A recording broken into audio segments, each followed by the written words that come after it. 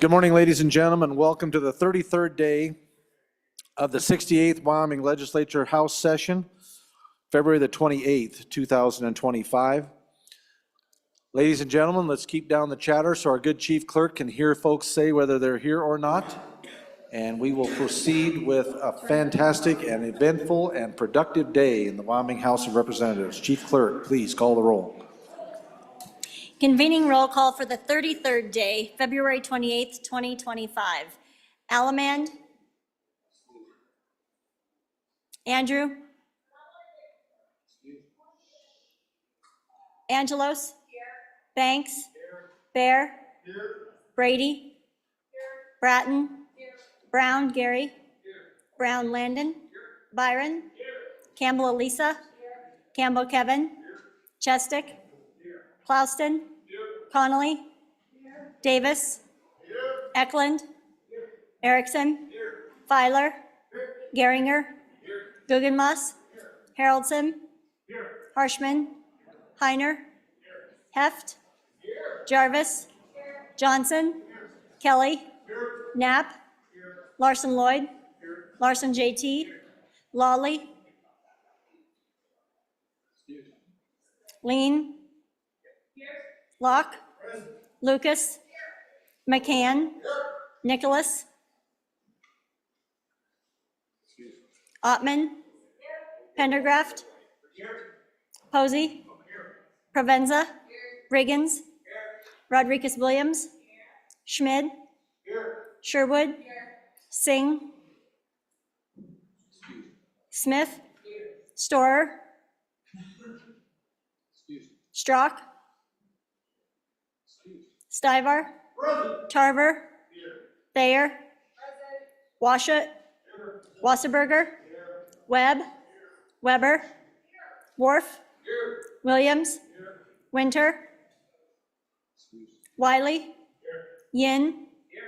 Mr. Speaker. We'll leave the roll open here. Representative Alamand is here, but we'll unless you want to do that right now. I don't know, we only picked up maybe one. So we can leave it open and we'll call for roll call here in a moment. I'll let the other members make their way to the chamber. Next, we'll have our prayer of the day being led by the good Representative Angelos. So if you will please rise, members and guests. Representative Angelos, please lead us in prayer. Thank you, Mr. Speaker. All right, before we start this last day of Committee of the Whole, I think it's important, Matthew 11:28. Come to me, all of you who are weary and burdened, and I will give you rest. And I think that's a good verse to go into the weekend on. So, Father God, we thank you for this day, and we thank you for the good work that this body has done for your people of Wyoming, for their districts and their people back home, and who they represent. And we just pray a blessing on today. We pray a peace over this chamber. We ask that we do your work to your will, and that you will give us all a safe trip home, if that's where we go, safe journeys there, safe journeys back. And we just pray for rest this weekend, that we can attack your work next week and do the will of the people. In Jesus' name, amen. Amen. Thank you, Representative Angelos. Fellow members and guests, please join me in the salute to our flag.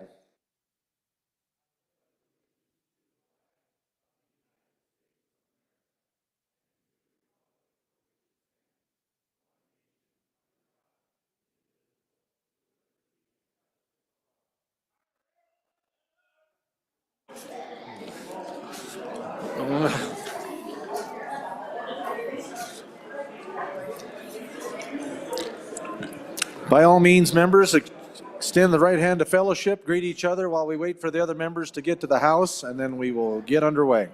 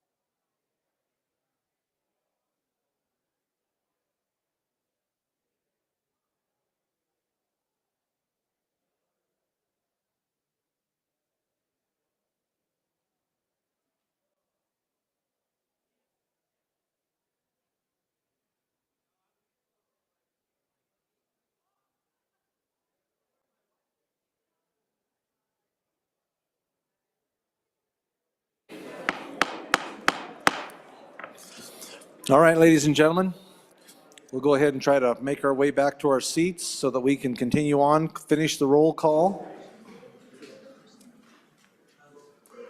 And then we will proceed with a couple of privileges of the floor. And then we'll probably do journal committee report right after that. But if we can go ahead and, Chief Clerk, please try to finish the roll. Allemand. Andrew. He's excused. Lawley.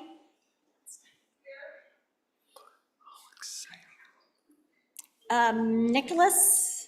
Excused. Singh. Storer. Yeah, excused. Oh, no, there she is. Strzok. Winters excused. 59 present, 3 excused. All right, thank you, Chief Clerk. Journal committee report. Your journal committee reports that the journal of February 27th, 2025 has been read and recommends that it be approved. Representatives Jarvis and Posey. Thank you, Reading Clerk. Representative Larson, JT, please. You have something? Yes, thank you, Mr. Speaker. Privilege of the floor. Please proceed. All right, members, in our west and south gallery, we have a bunch of young boys and girls. They can all stand up right now. I'm going to go through the scouting program a little bit, what they swear an oath to, and we even have some Eagle Scouts up there. So I think it's important to give some time on the floor for this discussion because these are the future leaders of our country, and I think it's important to give them some recognition. So when you become a scout, you have to abide by the scout oath and law. The scout oath is, on my honor, I will do my best to do my duty to God and my country and to obey the scout law, to help other people at all times, to keep myself physically strong, mentally awake, and morally straight. Scout law. And I'm going to kind of go through each piece, so you guys don't have to say it at this point because I want to kind of explain the parts of it. So a scout is trustworthy. They tell the truth and keep promises, and people can depend on them. They're loyal. They show that they care about their family, friends, scout leaders, school, and their country. They're helpful. They volunteer to help others without expecting a reward. They're friendly. Be a friend to everyone, even people who are very different from them. They're courteous. They're polite to everyone and always use good manners. They're kind. Treat others as you want to be treated, and they never harm or kill any living thing without good reason. They're obedient. They follow the rules of their family, school, and pack. They obey the laws of their community and their country. They're cheerful. They look for the bright side of life. They cheerfully do tasks that come their way and try to help others be happy. They're thrifty. They work to pay their own way. They try not to be wasteful, and they use time, food, supplies, and natural resources wisely. They're brave. They face difficult situations even when they feel afraid. And they do what they think is right despite what others may be doing or saying. They're clean. They keep their body and mind fit and help keep their home and community clean. And finally, they're reverent. They're reverent toward God, and they're faithful in their religious duties, and they respect the beliefs of others. And we also, in our gallery, we have some Eagle Scouts, and since 1912, more than 2 million young people have achieved scouting's America's highest rank. And there's been a study that says Eagle Scouts have higher levels of planning and preparation skills. They're goal-oriented, and they're good at networking with others. They're more likely to be in a leadership position at their place of employment or local community. And they report having closer relationships with family and friends. They volunteer for religious and non-religious organizations, donate money to charitable groups, and work with others to improve their neighborhoods. So these bunch of young people all across Wyoming and all across the United States are really contributing to our communities. And I mean, this is the future. You can see it from the little guys all the way up to the Eagle Scouts, and they're all working towards becoming better people in their communities. So let's give them a big round of applause.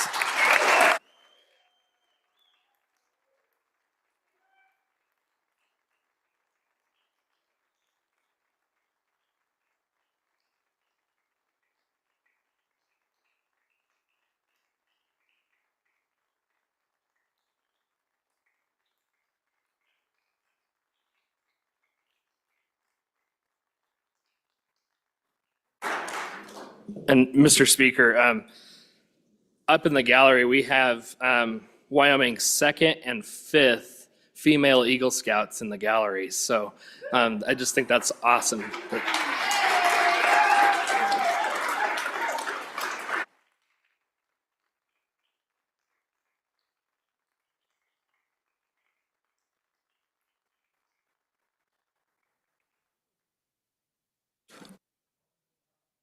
Welcome to the House, ladies and gentlemen. And we had the honor of being able to assemble many of these young people up here at the dais and took their photo. What a wonderful bunch of young people. And their leaders do such a wonderful and caring job of looking after them and making sure that they're growing up to be the great men and women that our state desperately needs. And we'll look forward to all of their leadership and what they provide for this state. So thank you, Scouts. We appreciate you and what you're doing. And also, just as a side note, Representative Larson, I understand, was an Eagle Scout. And so we'll give you an idea of that's why he was up here. And Representative Johnson. Hey, how many Eagle Scouts do we have on the floor? Eagle Scouts on the floor, please stand. Look at this.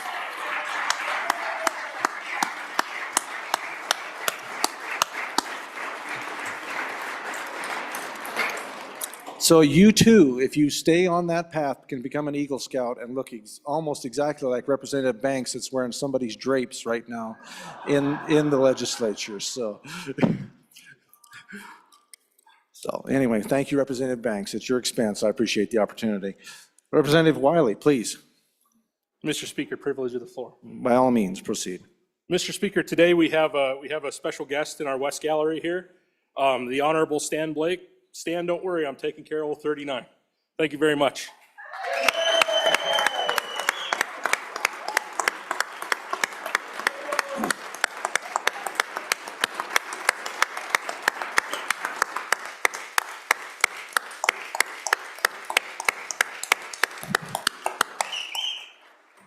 Mr. Speaker, Please. follow up, please. Yeah, Yep, and you bet. with that, I was having a conversation with the Honorable Blake this morning. He says, "Can you guys sing?"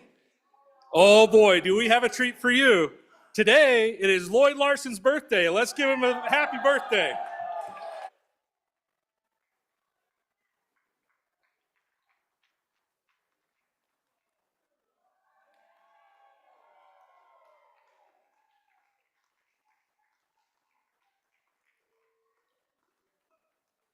Good, Representative Brown. We could break out the golden pipes. No.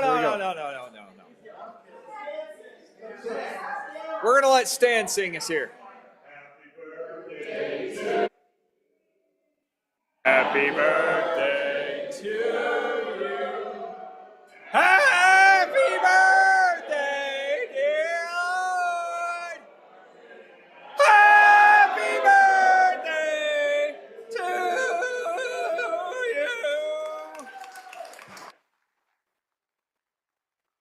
Congratulations and happy birthday, Representative Larson, and thank you, former Representative Blake, for leading us in that. That's wonderful. Representative Larson, privilege. Thank you, Mr. Chairman. For those who are wondering, it's 68. Congratulations. Add that together, he's 14. If you add that together, he's actually only 5. So a lot of time left. Representative Erickson, please. Privilege of the floor. By all means, proceed. Thank you, Mr. Speaker. Today I have another special guest that I'm very individually proud of and honor him because of a little story I'll tell you in a minute. But I would like Chief Warrant Officer Anthony Finch and his wife Heather to stand up in our gallery over here. And then I'll read a little bit to you. He will be retiring today after a highly decorated top honored career. He and his wife Heather are raising their family in Star Valley, Wyoming, and have been apart since they were born. Anthony is and has been what is great about Wyoming citizens. Honors country, honors state, honors its people. 9 years ago today, he and his crew in a Black Hawk helicopter left Cheyenne, where they were headed my way for rescue in the mountains of western Wyoming. I thank him very much from the bottom of my heart for his willingness to do that, as well as to serve the country, our country, all of his life. Congratulations and thank you, Chief Warrant Officer Anthony Finch.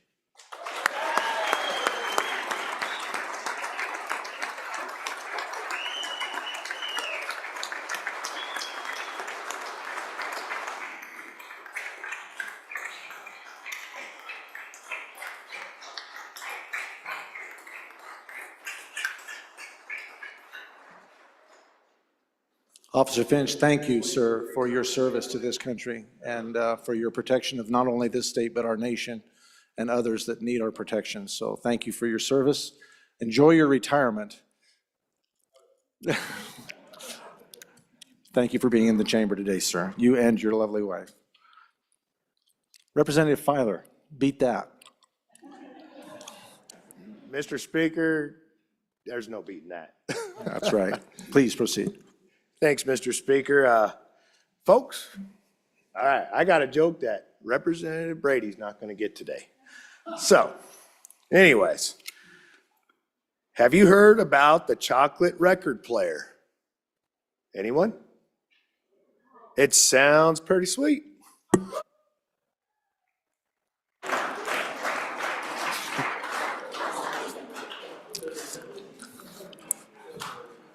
Thank you, Representative Filer. So now, any other requests or, good? Okay. Next order of business is messages from the governor. None? Messages from the Senate. Message 410. Mr. Speaker, the Senate adopted the Committee of the Whole report failing the bill listed below by the vote indicated. House Bill 299, online sports wagering amendments. Ayes 12, noes 12, excused 7.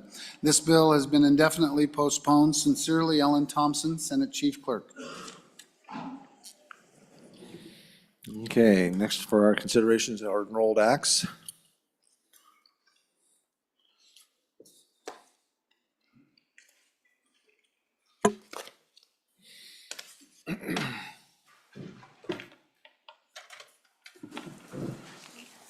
We are at that order of business of signing of enrolled acts.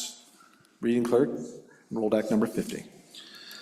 House Enrolled Act Number 50 being original House Bill 311, an act relating to taxation and revenue, providing a definition associated with a sales tax exemption for power and fuel sales related to pipeline transportation as specified, clarifying ownership requirements for the exemption, requiring rulemaking, and providing for and effective dates, being enacted by the legislature of the state of Wyoming.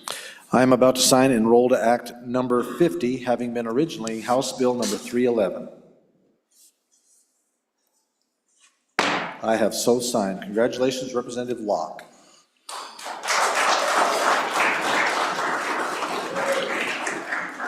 Next enrolled act for consideration, House Enrolled Act number 51.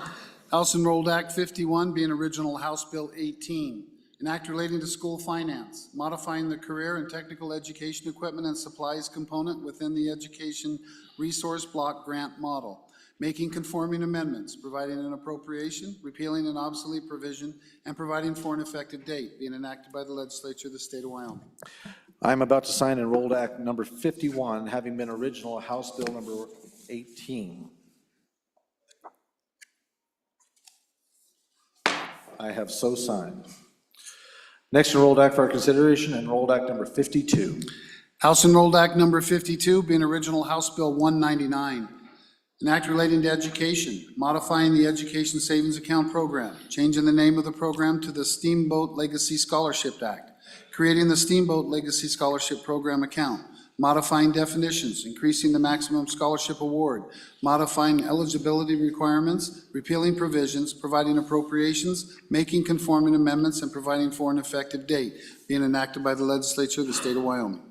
I am about to sign enrolled act number 52, having been original House Bill 199.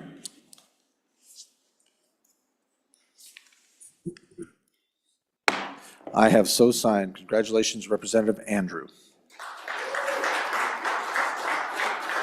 Okay, I can tell you where he's at. Here's what the deal is. White Representative Andrew's not on the floor right now. I was asked to have him I was sent a contact from Washington DC. They are having a conference right now where he is being basically interviewed about this piece of legislation that is passed in Wyoming, and they're interviewing several other states like Idaho, just passed school choice the day before, and so they are interviewing him right now and asking for him to opine on what just happened here. So he's on a line in my office talking to the folks in Washington DC about what Wyoming just did. So they called to talk to him and extend their great gratitude as another state moves towards education choice and freedom. So congratulations, Wyoming. You've been noticed on the national scene.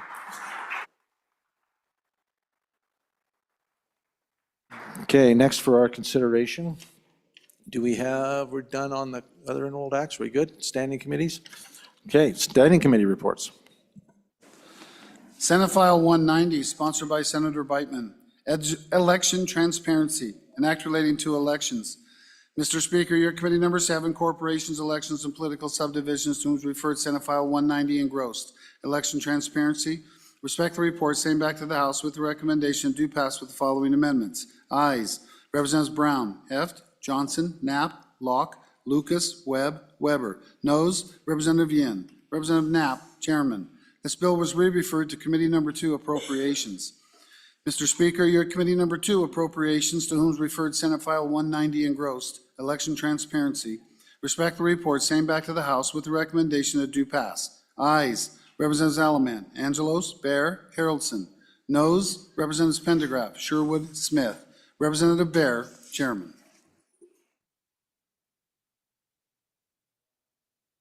Ladies and gentlemen, we'll move on to second reading. Those are reports, bills on second reading. Oh, Mr. Majority Floor Leader, please proceed. Thank you, Mr. Speaker. Pursuant to Rule 7-3, I'd like to lay the following second reading bills back one day. Senate File 10, Senate File 22, Senate File 104, Senate File 169, and Senate File 191.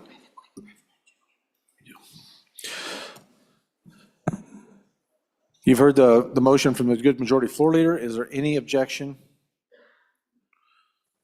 Seeing none, those bills will be laid back for one day. Second reading bills for our consideration. We are at that order of business. First bill for our consideration is Senate File 17. Senate File 17, sponsored by Minerals, Carbon Dioxide Enhanced Oil Recovery Stimulus, an act relating to the administration of government. Senate File 17 having been read 2 separate times, the question is, shall the bill be read a third time? Hearing no objection, it is so ordered.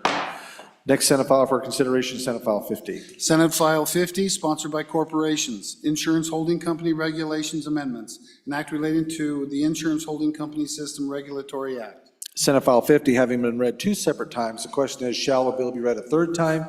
Hearing no objection, it is so ordered. Next Senate file for our consideration, Senate File 51. Senate File 51, sponsored by Corporations, Wyoming Telecommunications Act revisions, an act relating to the Wyoming Telecommunications Act. Senate File 51 having been read 2 separate times, the question is, shall the bill be read a third time? Hearing no objection, it is so ordered. Next Senate file for our consideration, Senate File 52. Senate File 52, sponsored by Corporations, Insurance Amendments, an act relating to the Insurance Code. Senate File 52 having been read 2 separate times, the question is, shall the bill be read a third time? Hearing no objection, it is so ordered. Next Senate file for our consideration, Senate File 97. Senate File 97, sponsored by Senator Case, Trust Code revisions, an act relating to the Uniform Trust Code. Senate File 97 having been read 2 separate times, the question is, shall the bill be read a third time? Hearing no objection, it is so ordered. Next Senate file for our consideration, Senate File 100. Senate File 100, sponsored by Senator Schuler, Child Witnesses, Courtroom Procedures, an act relating to criminal procedure. Senate File 100 having been read 2 separate times, the question is, shall the bill be read a third time? Hearing no objection, it is so ordered. Next Senate file for our consideration, Senate File 102. Senate File 102, sponsored by Senator Landon, Surviving Parents of Gold Star Veterans Exemptions, an act relating to taxation and revenue. Majority Floor Leader. Finish this one. Senate File 102 having been read 2 separate times, the question is, shall the bill be read a third time? Hearing no objection, it is so ordered. Senate File 1, nope. Majority Leader. Thank you, Mr. Speaker. Pursuant to Rule 7-3, I'd like to lay back, I propose to lay back, or I move to lay back Senate File 125 for 1 day. 125 or 104? 104 or 125? Okay. Okay, any objection? Seeing no objections, 125 has been laid back for 1 day. Next Senate file for our consideration, Senate File 158. Senate File 158, sponsored by Senator Jones. Virtual credit cards and network leasing, dental services. An act relating to the insurance code. Senate File 158, having been read 2 separate times, the question is, shall the bill be read a 3rd time? Hearing no objection, it is so ordered. Next Senate file for our consideration, Senate File 196. Senate File 196, sponsored by Senator Salazar. Second Amendment Protection Act amendments. An act relating to the protection of constitutional rights. Senate File 196, having been read 2 separate times, the question is, shall the bill be read a 3rd time? Hearing no objection, it is so ordered. Mr. Majority Floor Leader. Thank you, Mr. Speaker. Pursuant to Rule 7-3, I move that the following Senate file on 3rd reading be laid back for 1 day, Senate File 153.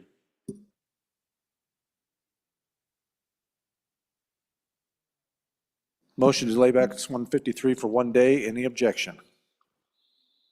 Seeing no objection from the body, it is so moved. Representative Sherwood, Thank you, Mr. Speaker. Privilege of the floor. please proceed. Thank you very much and good morning. Today we are joined in the gallery by members and board leadership of the Wyoming Arts Alliance. They are standing here behind us. The Arts Alliance is a statewide nonprofit, a 501c3 organized to promote the arts and culture throughout our state. Wyoming's creative economy is something that's near and dear to my heart, and it matters in terms of the quality of life in all of our communities. The arts and culture industry in Wyoming contributed $1.3 billion to our GDP in 2022. This number is equivalent to a traditional Western industry such as ag and other emerging sectors such as outdoor rec and tourism. In 2022, the arts and culture contributed over $35 million in state and local tax revenue to support public services and infrastructure projects around the state and employed over 14,000 people in full-time positions. Arts and culture is one of Wyoming's fastest growing industries. If you are excited to hear more about Wyoming's creative economy, or if you would just want to hang out with people who are here from your communities, there is a lunch today in the Capitol Extension. There'll be fried chicken and barbecued pork and welcome remarks from First Lady Gordon and a presentation of the 2025 Arts Champion Award. Welcome.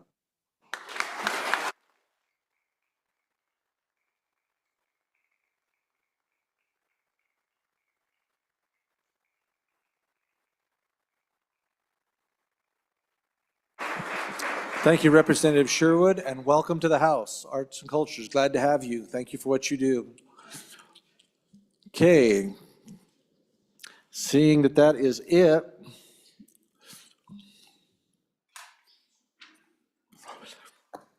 Mr. Majority Floor Leader.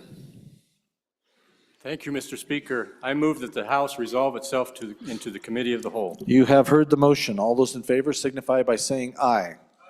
All those opposed, no. Congratulations, Representative Brown.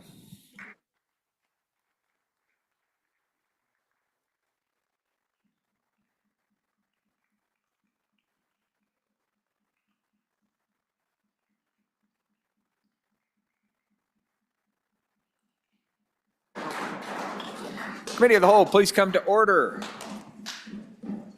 And I do not have a list. Do we have? On the computer. Oh. Give me 2 seconds here. Committee of the Whole will please come to order. I don't want to hear any more clapping. Representative Byron.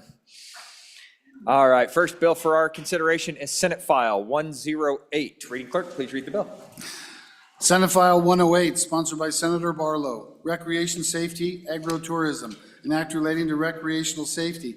Mr. Speaker, your committee number 6, Travel, Recreation, Wildlife, and Cultural Resources, to whom is referred Senate File 108.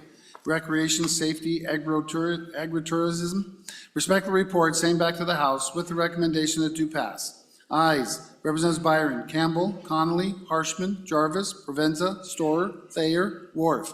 Representative Byron, Chairman. You've heard the reading of the bill. What is your pleasure, Chairman Byron? I move that when the Committee of the Whole rises to report, it do so with the recommendation that Senate File 108 do pass, and with the presentation of this Senate file, I turn it over to our good representative from down the interstate. Representative Thayer. Thank you, Mr. Chairman. So we're going to start out with a great little bill. It's about our rich history, our land, our landowners, and as proud Wyomingites. So this is, as the good chairman said, this is an amendment to a current statute, Wyoming Recreational Safety Act. And it is just adding in agritourism. Agritourism is a form of tourism that involves visiting or staying on a farm, ranch, or other agricultural business. Agritourism aims to provide visitors with an educational and entertaining experience while generating income for the farmers and rural communities. It is another option and tool in our toolbox. Agritourism is a growing trend that offers unique and authentic travel experiences and symbolic of relationships between tourism and ag. It is a way to get our families together and to share our rich history and be proud Wyomingites. And I ask for your favorable consideration on this Senate File 108. Any discussion? Seeing none. Question being called. All those in favor of Chairman Byron's motion when the Committee of the Whole rises to report it, do so with the recommendation that Senate File 108 do pass. Please signify by saying aye. All those opposed, no. Senate File 108 has passed Committee of the Whole. Next bill for our consideration is Senate File 107. Reading clerk, please read the bill. Senate File 107, sponsored by Senator Nethercott, Freedom to Work and Build Business, an act relating to miscellaneous contracts and actions. Mr. Speaker, you're at Committee Number 7, Corporations, Elections, and Political Subdivisions, to whom is referred Senate File 107 and gross. Freedom to Work and Build Business. Respect the report, same back to the House with the recommendation that do pass with the following amendments. Ayes. Representatives Brown, Heft, Johnson, Knapp, Locke, Lucas, Webb, Weber, Yin. Representative Knapp, Chairman.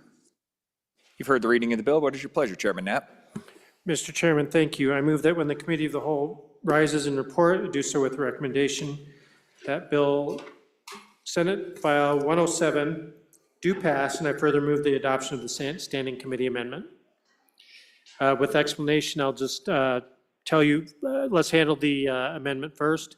That was just change of title to the bill to be more specific on what the bill actually is trying to accomplish, which is non-compete agreements prohibited. And I would ask for that vote first. Any discussion on the amendment? Question being called. All those in favor of Standing Committee Amendment Number 1 to Senate File 107, please signify by saying aye. Okay. All those opposed, no. That amendment has been adopted. Back on the bill, Chairman Knapp. Mr. Chairman, thank you. Back on the bill. So in the world of industry and business, you have what's called non-compete agreements. And typically what that is an agreement to protect a company if you had any major CEO, CFO, manager that had proprietary information leave your company, go work for somebody else, and then reveal those trade secrets or anything having to do with that. And so typically you write a contract with them, you have some consideration in exchange for signing that non-compete. And so typically that's not involved here.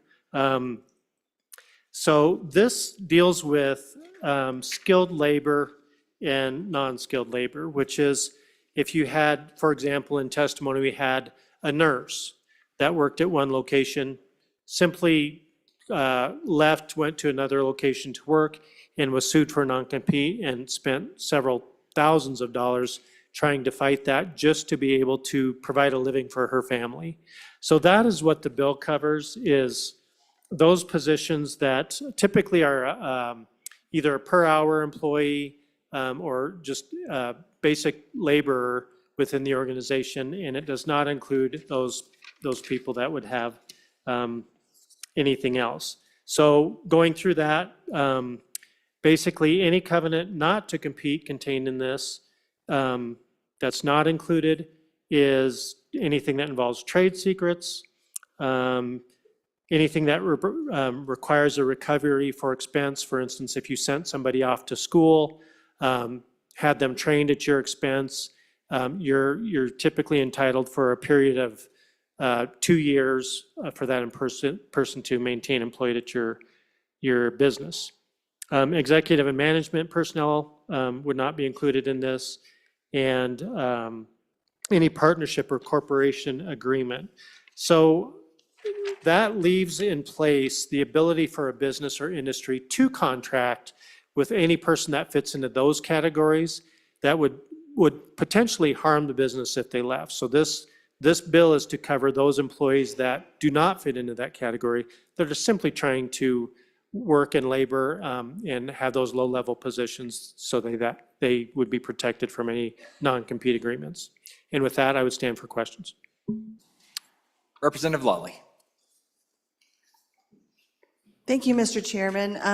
I am on and for this bill. This actually is finally something that I dealt with as a lawyer in doing business litigation a lot, covenants not to compete, unfair competitions.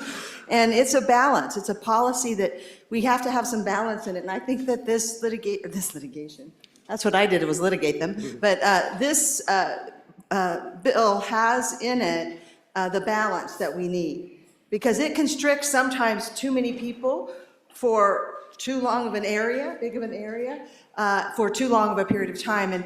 And there really, it should be very tailored to certain specific folks where there is some potential harm, but it's been really too broadly used in my view, and I think this bill addresses that. So on and for the bill. Any further discussion? Seeing none. Question being called. Thank you. All those in favor, Chairman Knapp's motion that when the committee of the whole rises to report it, do so with the recommendation that Senate File 107 do pass. Please signify by saying aye. All those opposed, no. Senate File 107 is passed committee of the whole. The next bill for our consideration is Senate File 126. Reading clerk, please read the bill. Senate File 126, sponsored by Senator Rothfuss. Establishment of K through 8 public lab school, an act relating to education. Mr. Speaker, your Committee Number 4 Education, to whom is referred Senate File 126 engrossed. Establishment of a K through 8 public lab school. Respectfully report, same back to the House with the recommendation to pass with the following amendments. Ayes, Representatives Andrew, Guggenmoss, Kelly, Singh, Strzok. Noes, Representatives Bratton, Erickson, Lawley, Williams. Representative Andrew, Chairman. You've heard the reading of the bill. What is your pleasure, Chairman Andrew? Thank you, Mr. Chairman. I move that when the Committee of the Whole rises to report, it do so with the recommendation that Senate File 126 do pass, and I further move the adoption of the Standing Committee Amendment. Mr. Chairman, Senate File 126 is a bill that upholds the Wyoming vision of educational excellence. This legislation is not about saving a school. It is about protecting a legacy and educating future generations of Wyoming teachers. Since its inception 138 years ago, the University of Wyoming Laboratory School has served as a model institution, embodying the vision that education should be more than rote memorization. It should inspire critical thinking, innovation, and civic engagement. The lab school was originally created to train Wyoming's future teachers while simultaneously providing exceptional hands-on, project-based education for K through 8 students. This dual mission has set it apart as a beacon of educational excellence for over a century. Because it is located on the UW campus, Wyoming's pre-teachers at all levels have a daily and seamless practical experience in a school that puts students first. It partners with families and the community to provide meaningful, rigorous learning experiences that shape the future of education in our state. In recent years, decision makers have failed the very people that they were entrusted to serve. Many feel their decision to unilaterally close the lab school was made behind closed doors, without transparency and without input from parents, students, or the Wyoming public. The claims of ignoring local control made by opponents ring hollow. The true local control reflects the wishes of the people in the community, and in this case, The overwhelming support for keeping the lab school open has been ignored. The people of Wyoming, the parents, and the students have spoken, and they have been met with indifference by those in power. One of the biggest misconceptions surrounding the closure of the lab school is that keeping it open prevents the local district from providing raises to teachers and increases their insurance cost. This was spread by the district, but is simply not true, and is the main source of negative contention. Wyoming's block grant model funds schools based on a formula and ensures the resources are allocated for each school, and does not care how many schools a district does or does not have. When a school closes, fixed cost funding is eliminated rather than redistributed, meaning that the supposed savings from shutting down the school are not transferred to the other district schools. The argument that closing the lab school somehow benefits other schools is deeply flawed. What this closure really means is a loss of funding and an irreplaceable educational asset that have benefited Wyoming students and teachers for over a century.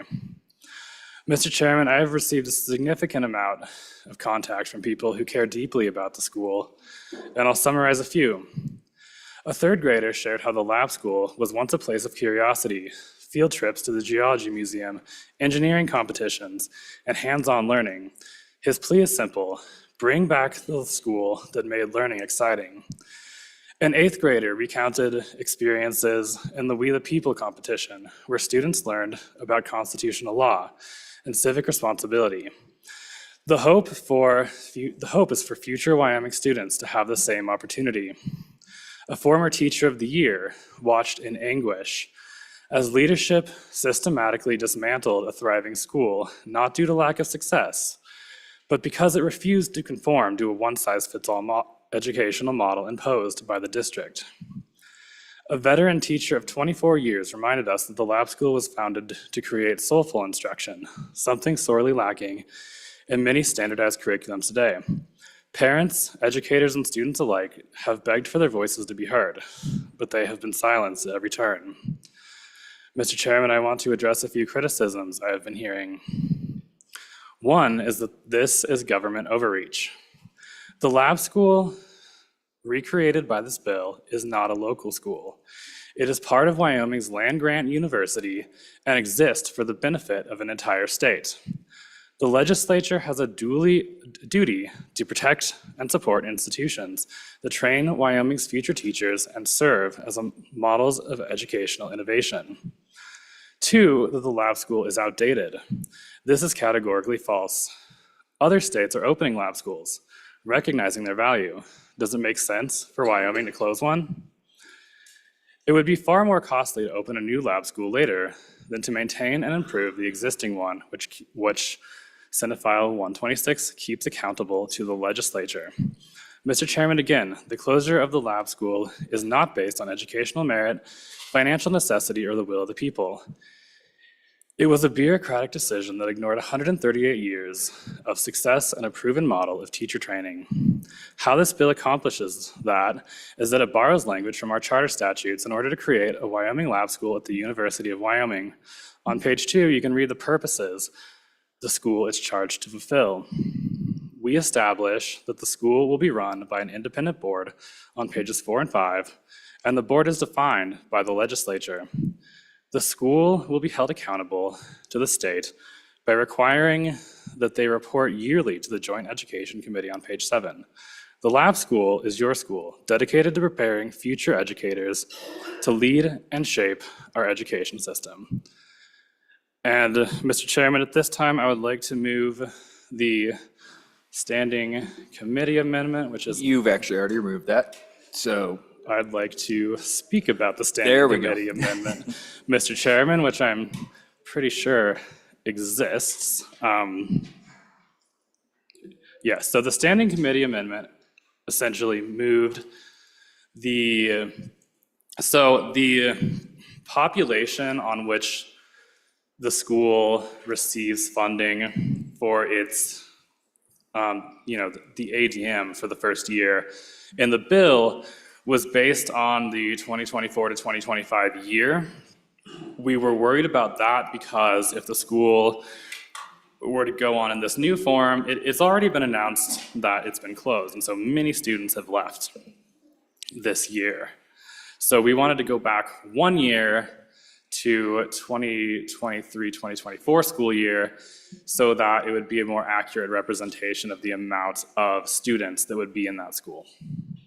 That's the amendment. Any discussion on the amendment?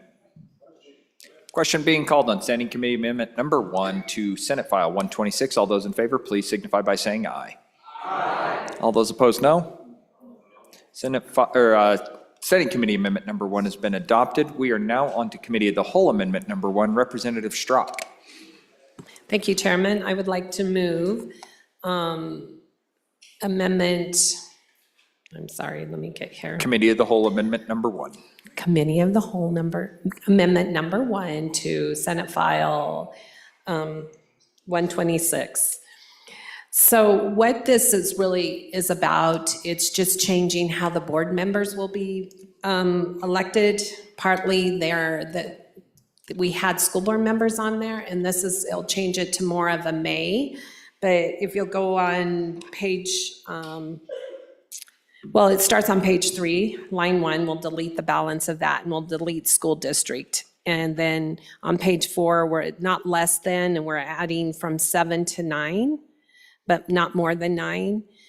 And then after the board. So pretty much here, we've got all through here, page 5, and we're just deleting, and you're changing our board members, how it's structured. So instead of one teacher that instructs, you could add 2 teachers that instruct. And then 2 parents of students that attend. And then you're inserting 2 parents of students that attend, and that's on page 5, line 7. So pretty much the problem was they were feeling like they were going to have to be on the school board, did not want to have to feel like they were forced to do this. So this is more, they're changing the structure of our school board members. So I would like to, an aye on this, please. Representative Williams. Thank you, Mr. Chairman. Help me understand this bill and your amendment. This bill would require UW to recreate a lab school that really hasn't been a proper lab school for 6 years. Appears to me this amendment, Mr. Chairman, further dilutes the influence of the university, who would be ultimately responsible for the lab school's success. How's that going to work? Are there other schools in the state that are overseen by unelected boards? Thank you. Any further discussion on the amendment? Chairman Andrew. Thank you, Mr. Speaker. I would disagree that this amendment has anything to do with reducing influence of the university on this school. What the amendment is attempting to do is that the local school district in the county in which the university resides was feeling that they were being forced to be part of this. And in a way they were, because one of their board members needs to be on the board for this school, the lab school, and their superintendent was also required to be on the board.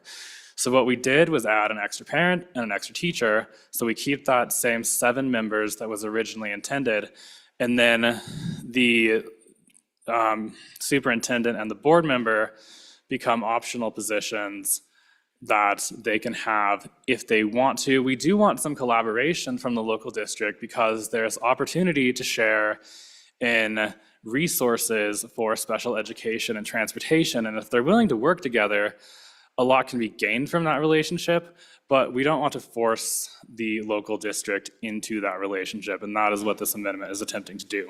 Chairman Washet. Thank you, Mr. Chairman. This really feels like we're being asked to micromanage a local school. I don't think this is the proper role of the state legislature. It's the school board there in that community, and the university can't get together and work this out. I don't see where it's our place to impose this. Minority Whip Provenza. Thank you, Mr. Chairman. I guess my question is, Do we want them to have the opt-out opportunity, given that they oversee busing, food, special education reimbursement? The other party that is involved on this board also doesn't want to be a part of this, and they're not given opt-out opportunity. So I think this just kind of makes the bill messier. Representative Johnson. Thank you, Mr. Chairman. I am honored for this bill and this amendment. We don't necessarily agree in this body, and I think it's kind of the same way that the university and the school district and the school will be. We do not agree on everything, but we do come together and we do make a pretty good product, and I think we just need to get this school district, this school, to do the same thing. I am for this amendment and for this bill. Representative Lawley. Thank you, Mr. Chairman. On and against the amendment, this is beginning to create something of a nightmare in terms of governance here. And we're creating this sort of we're seeing charter school-ish kind of thing. And now we're letting one of the parties that didn't want this opt out, but apparently we're not letting that great university over the hill opt out. So it really begins to reveal the problems that we're dealing with in this issue. And the reason I was a vote on the bill in education. So again, I just am against the amendment. I think it will actually make, maybe it'll make it easier to vote against the bill, honestly, because it really does cause some confusion in the situation. I know they're trying to straighten out something, but it actually doesn't end up doing that, in my view, with regard to the other parts of the governance, that it muddies the water. Thank you. Chairman Williams. Thank you, Mr. Chairman. On and for the amendment, just to push back against previous speaker, I'll remind the body, Article 7, Section 17, the legislature shall provide by law for the management of the university. This is on the university campus and part of the university. Representative Davis. Thank you, Mr. Chairman. Good to see you today. You as well. Yeah, I'm just a little bit confused here. It just seems like we're being asked to set up a appointed school board within an existing school board's district. Does that really make sense? I mean, I can't quite follow this one very well here.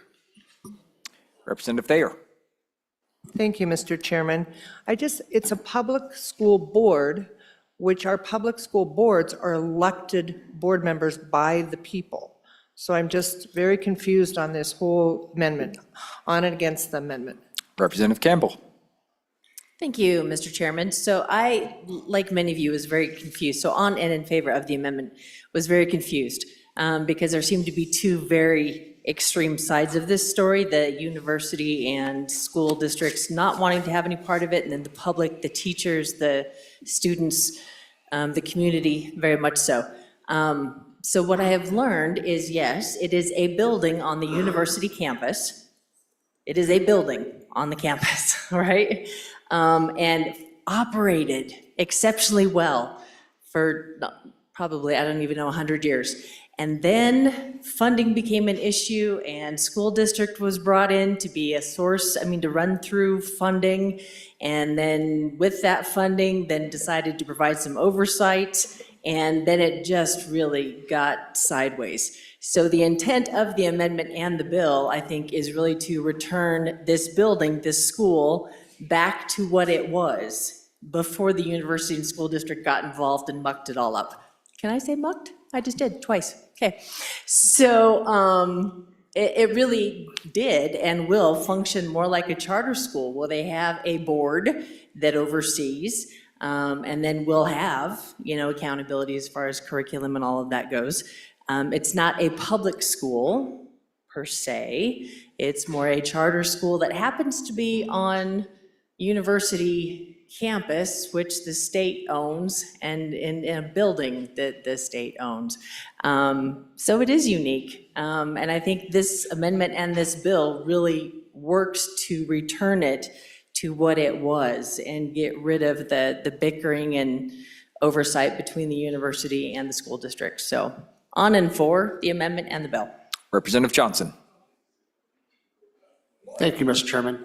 I would like to say that this is a lab school where they are free to try and get the best possible results and the learning abilities of their students and the new teachers. So it is a lab school, and I want our universities to do the best job possible, make the best teachers possible, and I think this is a very valid way to do that. Any further discussion on the amendment? Representative Sherwood. Thank you, Mr. Chairman. I think on the surface, this amendment makes us feel comfortable with a difficult decision. In allowing the school district to opt out, we're sort of saying we want to diffuse this like us versus them, two unwilling partners narrative. But the reality of it is that the amendment doesn't do that. The funding model still allocates the resources to the school district. So we're saying you can opt out of being on the governing board, but you still have to manage the financial needs of the school. So it's still very messy, it's still very much entwined, even beyond transportation or who pays for the food or who does the reimbursement for special ed. And then you go to the maintenance. With this amendment, and I would say even with the bill, we have not addressed the concerns of who pays for the major and routine maintenance of the building. The building as it is still is listed. There was in 2019, the state construction department toured the school, looked at it, and said, this is going to need replaced, right? The building as is not adequate for the needs of how it's being utilized. So taking the school out and yet saying, we still need you to pay for what's going on and address the needs of the building, I think just further muddies the complexities of this issue. Thank you. Representative Jarvis. Thank you, Chairman. So I just want to reiterate what I've heard that really makes a lot of sense, is where are the boundaries between what we do as a body and local control. I think this really toggles between interfering and showing that we're willing to jump into some very controversial local control issues. And I also want to just speak to something that was said, that when it comes to the costs, utilities and so basically the electrical and everything for the building, that does come out of your general block grant. So there are some concerns on who's going to now be responsible for paying for that, because that is not something that's reimbursable. It's a horrible situation to be put in, like all the way around for everyone. But there are some very big concerns, because if we start dictating to school districts too on the number of people that they can have on a board and who they can have on a board, we're kind of opening ourselves up for a lot of these things to come in from all of our school districts, because we're saying that we've done it for one and now we'll do it for everybody. So I'm struggling with this amendment, and I don't know how I stand on the bill yet, but I do see some fundamental overarching issues with this that really lie in local and state control. Any further discussion on the amendment? Representative Schrock. Thank you, Chairman. I just want to remind everyone, this is not the same kind of setup. You're taking it back and talking like it's in the school district. This whole thing is a whole different thing. It's always been set up different.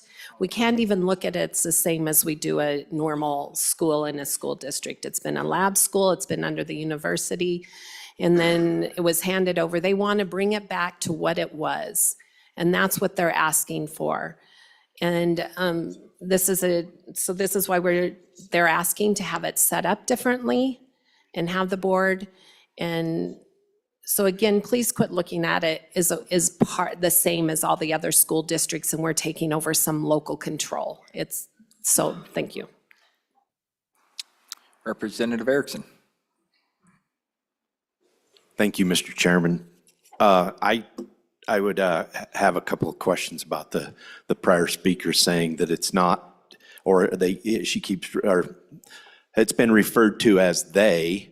And again, from everything that I've seen and a considerable amount of digging in that I've done, if we're referring to the University of Wyoming as they, or excuse me, the university over the hill, that's against what I've picked up. The university, I haven't found a person that wants this relationship pushed on them, which I think it exactly would be. Also, having a concern about a couple of speakers ago, that is correct about what we should do with the great university, and we have that oversight on that, but we do not when it comes to the school board in that county. And my understanding overwhelmingly also is that school board, in talking to 3 of them in person, this is not something that they want. And so I have a concern also with the amendment being letting them opt out, and then all of a sudden we dump this in the lap of our great university. That's definitely a concern of mine. It is, folks, tough to close schools for any district, but this would be getting into the weeds big time if we go above that decision to close the school and put, my understanding was 20 million in the renovation. That seems to just be clouded extremely. So I would urge a no on the amendment and no on the bill. Chairman Andrew.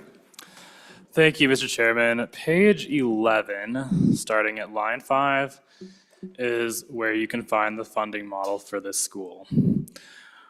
What this does is use our existing language to fund the school district just like a charter school. This school fits into the district in the same way that any charter school does. This is existing. It's not something we're creating. It's not confusing. It's working right now.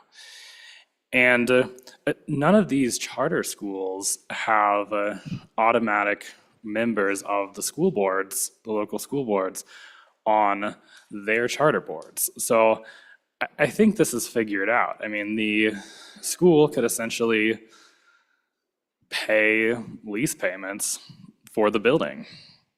Thank you. Any further discussion on the amendment? Representative Riggins. Thank you, Mr. Chairman. I had a conversation with one of the former teachers there at home, face to face, so I got to ask quite a few questions about it. I liked the concept of what it was as a dual-use school, actively training student teachers, and I understand its history and why it was like that. So I'm supportive of this measure. Wasn't quite aware of a giant appropriation, so. But I'm in favor of retaining this school. I'm mixed feelings about the changes on the board. I could see the school district having some, but basically the school district wants it shut down, and that's really all they want. So I don't know how much leeway or how much grace they will allow for keeping it open ultimately. So that's where I stand. Thank you. Chairman Washit. Thank you, Mr. Chairman. Not to belabor this, but so if we're taking this back to what it was, did these statutes exist previously? I don't think so. I think we're creating something out of whole cloth here. Representative Johnson. Thank you, Mr. Speaker. I would just like to say that we are in need of teachers. This is a new program, and let's use the facilities we already have. They don't need a new building. They don't need $20 million. They want to use the existing building and produce more teachers for Wyoming. Thank you. Committee, I am going to just lightly let the body know that we need to make sure that we are staying on the amendments. I've allowed a little bit of latitude on this just because this amendment is a pretty broad amendment, but for future, we will be sticking to the amendment. Is there any further discussion on the amendment? Question being called. All those in favor of Committee of the Whole Amendment number 1 to Senate File 126, please signify by saying aye. Aye. All those opposed, no? No. That amendment has failed. Division being called. All those in favor, please rise and stand still.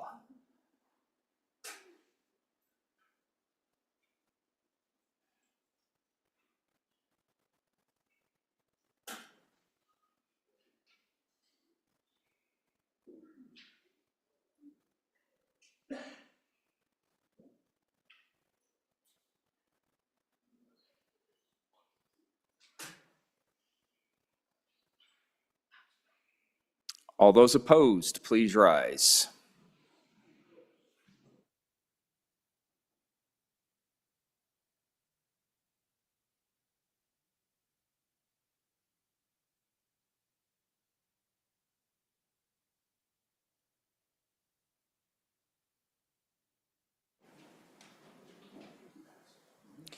That amendment has failed on a 29-22 vote. We are back on the bill. Further discussion. Representative Lawley. Thank you, Mr. Speaker. As I said earlier, I was a no in the Education Committee, and I want to talk a little bit about why. And there's a couple things. First of all, I want to say this, both during the interim and during our Education Committee meeting during this session, we heard a lot of things from parents, students, teachers, and quite frankly, their plight is a difficult one. I don't think it's appropriate to trivialize that. They have a difficult situation they're dealing with. Many of our communities have difficult situations they're dealing with, and we all want to play a part in some way of helping them. I really believe in local control, and local control often means the local government's doing difficult things and working out problems. And I just want to say that, though, I am very sympathetic to the situation that these parents and kids find themselves in, but it is simply not the role of the state legislature to come into a situation like this and make themselves a sort of court of last resort, we would call in the legal system, a place for people to come when they are unhappy or dissatisfied with what's happened at the local level and want us to enter into a space that includes a school district, it includes our university over the hill, and somehow become the arbiter of that. I think we are getting into a dangerous precedent here. Now, I know we've done it from time to time, and many of us have kind of warned the body. And I just, as much as I feel for this situation, to say that we have the answers is a little bit interesting to me. I don't think we have enough insight and understanding in some of this process to really say we have the answers. I just believe that we need to be cautious here, taking on this, because I will warn you, we will become inundated by these situations.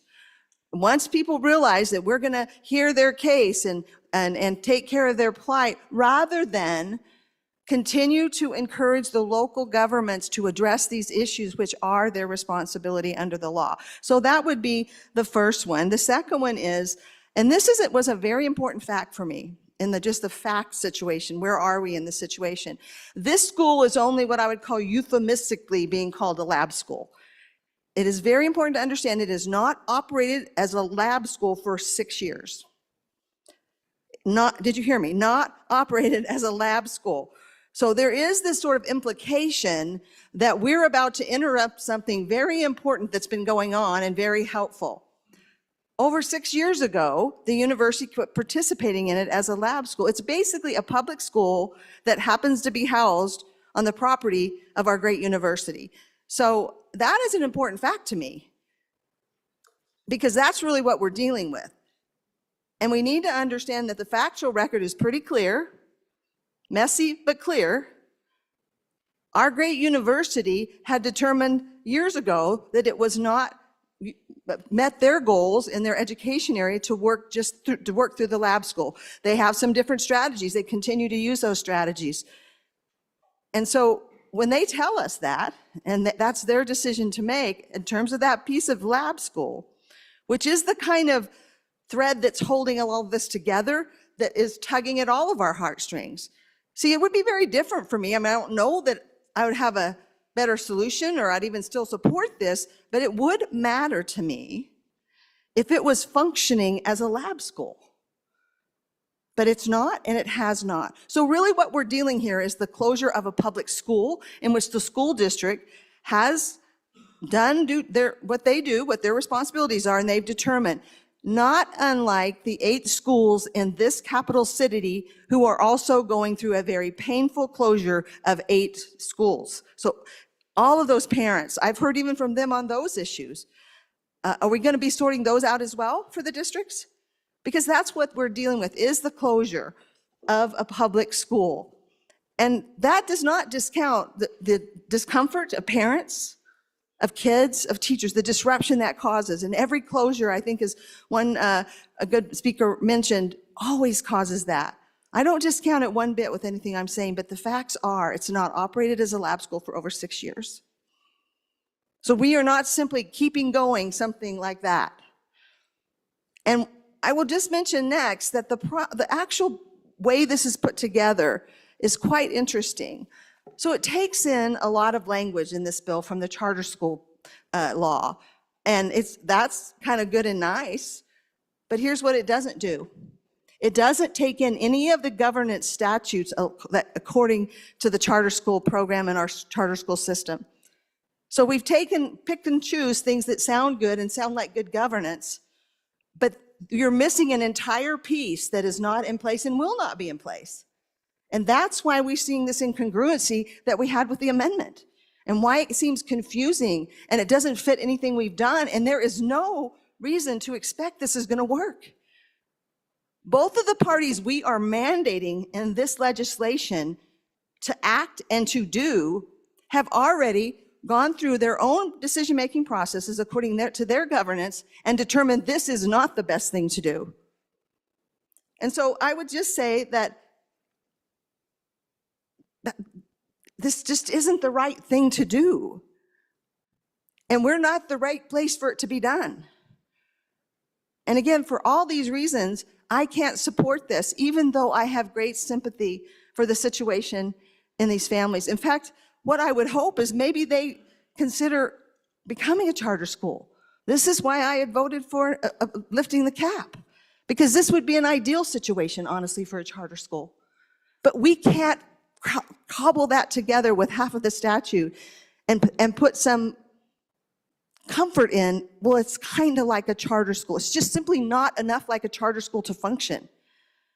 So again, for all those reasons, I am opposed to the bill. Representative Kelly. Representative Kelly. Well, thank you very much, Mr. Chairman.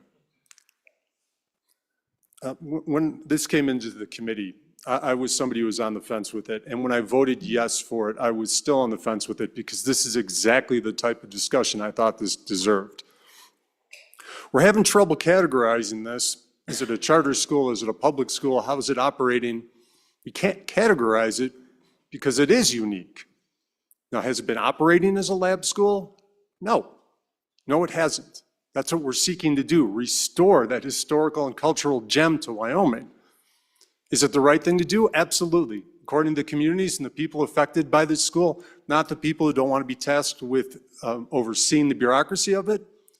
Those who benefit from it, yes, this is the right thing to do. And is this the place to do it? This is the only place to do it, to do something like this. Yes, there was language borrowed from charter school law. Because why reinvent the wheel if it fit? It works there. But the rest wasn't included because it's not really a charter school. It was mentioned before that lab schools, the opportunity to give education majors real experience from the beginning to see if they could do this type of thing right there on the university is incredibly valuable. Now, this bill as it sits right now, do I think it's ready to go? No, but we have time to work on it. And I'm afraid that if we let the the lab school wither on the vine, we may not get it back in this form. So I would vote aye on this for committee of the whole. I would encourage everyone to come forth with some solutions for governance. If you have issues with it, I've heard some very valid issues on the proposed governance system. Please come with solutions then, because this is really too valuable for the state to lose. I really hate to lose this essentially over bureaucratic squabbles. On and for the bill. Representative Pendergraft. Thank you, Mr. Chairman. On and against, reluctantly. And I say reluctantly because I actually love the concept. I think it'd be kind of interesting if all the junior colleges had something like this as well, so that those first-year students would have an opportunity to kind of get their toes wet a little bit. But the situation that we're seeing, and I've been back and forth on this, the situation that I see is that the university doesn't want it. The district doesn't want it. The building that they would put it in needs some work to be up to snuff. But there's another aspect that I haven't heard anybody mention yet, and I really struggle with the idea that putting the existence of this school in the green books is the right idea. So for those reasons, I'm gonna oppose this bill. But I would also say this, especially in light of the bill we just passed. This is a tremendous opportunity for one of these local people who really has a desire for this kind of school to start their own. On and against. Representative Chestick. Thank you, Mr. Chairman. This is a really difficult bill for all of us. I think it's particularly difficult for those of us in this county. We know the people involved. There's no bad actors here. There's all good people all around. It's very divisive. It has been tearing up our community. I respect the school district. I know many of the trustees very well. They're good people. They work hard. They have the right interests at heart. I know many of the trustees at the university. When I served for a year as chair of the University Faculty Senate, I sat with those trustees at the table and worked on university issues. I know them. They're good people. They work hard. They are dedicated to their jobs. So it breaks my heart to see these two entities, good institutions, at loggerheads, not agreeing on something that I think the community loves. This is tearing us up. I'm in favor of this bill. And I respect, and even I don't think our delegation is even unified on this, because we all made our own minds up on this for different reasons, and all very valid reasons. There's all good arguments on both sides, but I just want to make the case for why this school should be saved. The university and the school district, for their own reasons, and I'm not questioning their motives or reasoning at all, they can't agree on this. The university, for whatever reason, we don't know the reason for sure, decided that they wanted to end the memorandum of understanding that allowed this school to exist on its campus. The school district, faced with that, didn't have many options at that point, chose not to try and recreate the school off campus, which would have kind of destroyed the whole purpose of it anyway. The whole purpose is to have it on campus. So I understand why both parties got to where they are. Can't disagree with their reasoning. But the problem here is that innocent kids, innocent students are losing a valuable asset because the boards can't agree. This broke last summer, and we went to a lot of listening sessions, a lot of town halls, discussions. We've been talking to people all summer, all fall, and heard all the arguments on both sides, good arguments on both sides. But the comments that hit me the hardest and that have stayed with me are from the parents who say, I don't care who's to blame here, whether it's the school district, the university, don't care. And I don't care either. It doesn't matter to me who's to blame. I don't want to play the blame game. It's useless. But my kid has benefited from this school. It is unique.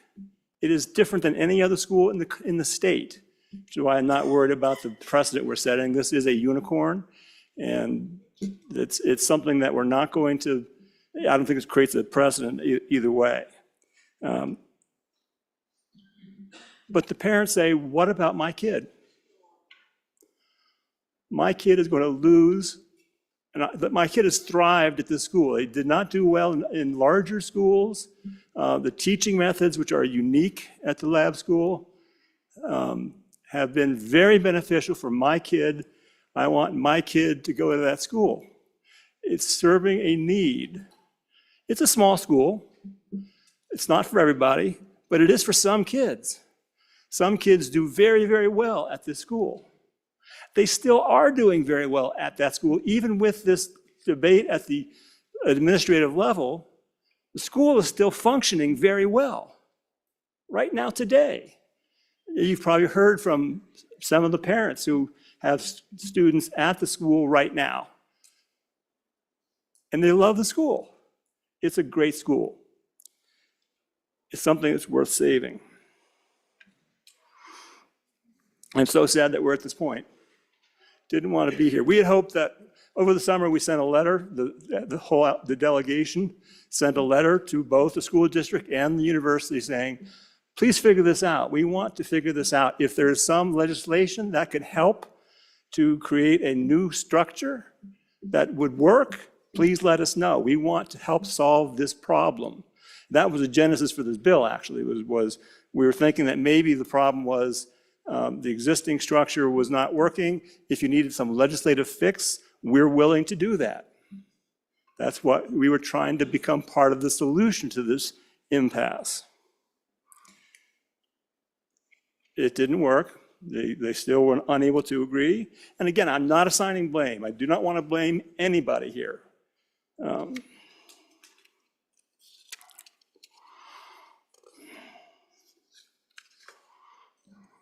So I've heard some things about, well, this school is broken. It's not serving as a lab school anymore. Well, there may have been some mission drift over the last few years. For 100 years, it was a lab school.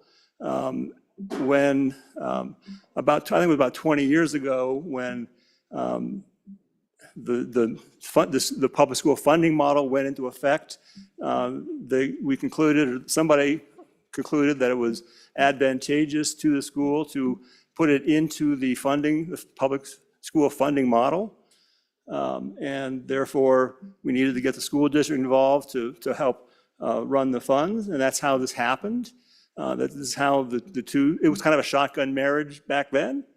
And now, within the last few years, there has been some mission drift where there's been some control issues that have caused the curriculum to be modified in certain ways. It's still a unique curriculum. It's still a lot of good stuff.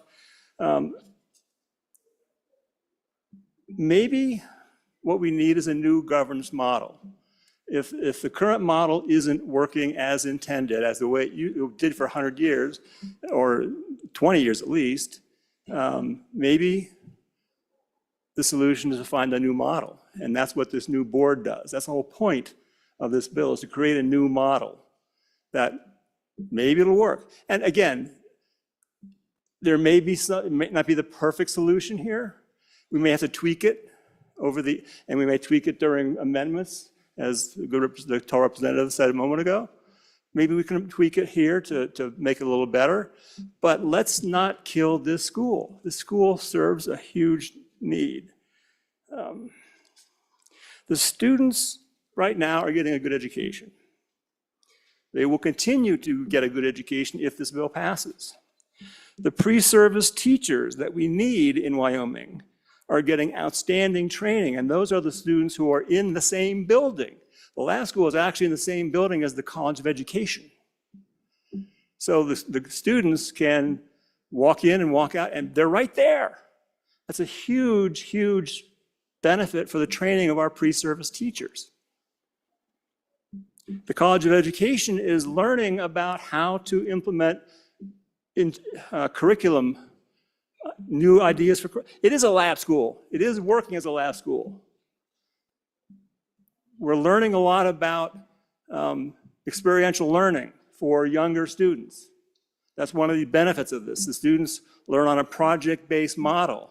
They're learning how to learn in new ways.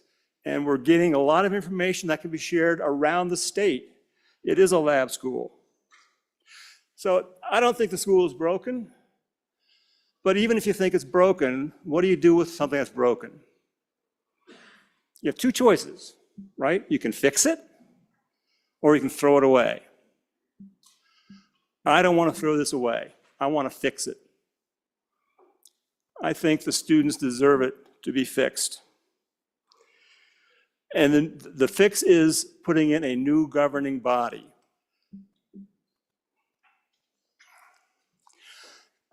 I've heard comments about this is against local control. I don't see it that way at all. Not at all. What I see is local control didn't work in this situation. Local control led the school to the impasse that it's in right now. It broke. Again, no blame on either side. It just didn't work. So what do? Let's create a new local body, a different form of local control to govern this body, to govern the school. Well, you're forcing these two bodies to work together. Not really. We're creating a situation where they have to work together, but the governance, the day-to-day operations are going to be governed by a board of people invested in the school. Teachers, parents are going to be on this board, invested in the school to make it work. Funding comes through the school district. The building comes through the university, so to that extent they have to collaborate. But the day-to-day operational decisions of that school are this new board that they're all local people with local interests and a stake in the school. Well, it's going to cost a lot of money. No, it's not. The school district has been saying that it's going to cost $1 million. They'll lose $1 million if this bill goes through. I don't see how that's possible. The funding model is, as set forth in the bill, is the existing model. The existing funding mechanisms stay in place. So right now we have a status quo where the school exists, is being paid for, and after this bill passes, the school will still exist to be paid for. Continuing from a funding point of view, it's status quo. Where is that $1 million going? We're not losing any money. Well, the building is dilapidated, it needs to be replaced. Yeah, okay, we know how to do that. We just did that with a school up north. And both entities are publicly funded. The university and the school district are both funded by state dollars. Which pot does the renovation come out of? I don't know. I don't care. It's going to be state dollars one way or the other, but we know how to do that. And if this impasse hadn't happened and we had the school was continuing anyway, the issue would still exist. This bill doesn't create any new liabilities on either party. So I urge an aye vote on this bill. This is our last chance to save this unique institution. It's a beloved institution by the parents and the families who have attended the school over the years, who are attending it right now. Let's save this unique learning opportunity. If we close the school now, it'll never come back. It'll be the end of it. Let's save this unique, valuable educational experience for the students, for the pre-service teachers, for the whole state to learn about how to teach at this level. Let's save it. Please vote aye. Thank you, Representative Justick. Representative Williams. Thank you, Mr. Chairman. It's hard to compete with that level of passion that we've heard the last few speakers. I was a no vote in committee, and it was more black and white for me, primarily because I was not persuaded that it was the legislature's role to get involved. And hopefully you've had better success. Apparently some of you have had better success in the past trying to save somebody's marriage, but I'm not that great a counselor. And I feel if this marriage is going to work between the university and a local school board, it's going to have to work on the local level. And I'm still not persuaded that we can big brother that relationship into working. And I believe I'll be a no. Chairman Williams. Thank you, Mr. Chairman. On and for the bill. I've tried to keep a really open mind with this bill, hearing all sides. And I have to tell you, the emails that I've received from all sides, local school district employees, parents, the students themselves, former students who are now teachers, and others in the community, I have to tell you, they're very appalling. They're very concerning, the allegations that have been made. But every quarter, we get a report from the department that oversees our workforce. And it tells us where all of our labor shortages are throughout the state. By district, by county, very, very thorough reports. And we know that we need more teachers across the state. And teachers need to be trained, properly trained. And there's a place to do that at our only land-grant university. Whether or not it's been done adequately and sufficiently and up to standards, I personally don't know. I'm relying on all of the testimony that's been given to me through email and through phone call and in person. But there's a place that's trying to fill that gap. I'll tell you that the optics are awful. I don't reside in the community. I'm saddened by the fact that this couldn't be dealt with at a local level, but I have a can-do attitude, and I'm willing to rise up, abide by my constitutional duties, and again, I cited them earlier. Article 7, Section 17 of the Wyoming Constitution, the legislature shall provide by law for management of the university. The governance has failed.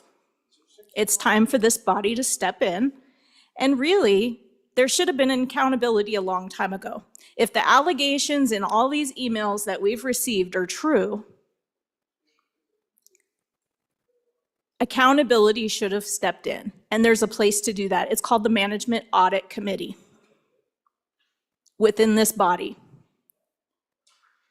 That's the place to question the departments, the agencies, and our land-grant university and ask them questions about testimony, emails, and so forth that we received.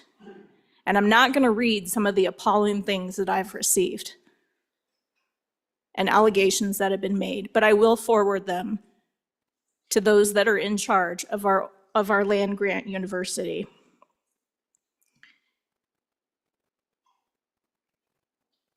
I hope that you'll join me and you'll give this place a chance.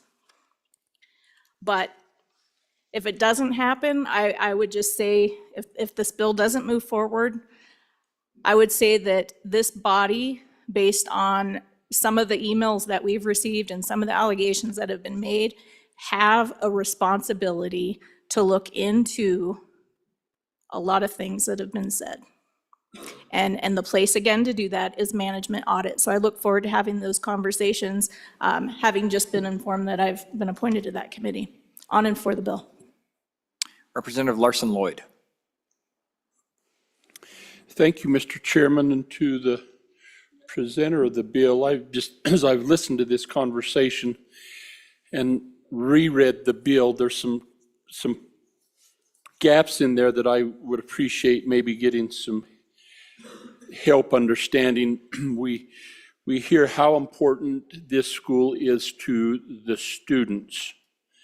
And I would even argue that it's implied that the education at this school is superior to the students than they would get anyplace else. So who are the students? How are those students selected? I read through that and it talked about how students would be admitted, but historically in this bill, who then selects those students, and is that proportionate to the geographic area, or is there preference given to a smaller geographic area, maybe where the school is located? So then the next question I have is, there's this, in this conversation that I've been listening to, there's this kind of a implied need or responsibility that the university has, and then there's a flip that we don't want the university dictating what we do at the lab school. So if we don't want, if the university says they don't want it, but yet we're going to in this bill say, but it's going to continue to exist, where's the lab school going to get its teachers from? And I could be wrong on this, but I think that the College of Education provides a lot of that instruction, hence the term lab school. But is that a requirement that the university continues to provide that? And does the opportunity not exist on that, in that community where the College of Education exists, to broaden the outreach into the other schools and use and take those innovative ideas and not focus it in one little structure, but get it out to the other schools and allow for more opportunity to teach? And so those are my questions. It seems like this is really, well, if you could please answer those. Representative Steibar. Thank you, Mr. Chairman, and I didn't get shocked. On and for this bill, what I'm hearing is that MOU should never have been assigned 6 years ago. It should have stayed with the university.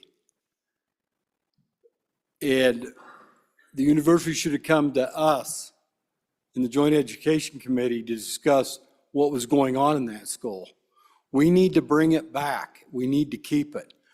I personally know a young man that went to that school that had some learning difficulties. The kid's doing great now. He's 16, he's got his driver's license, and his problems went away. He was nonverbal for a long time.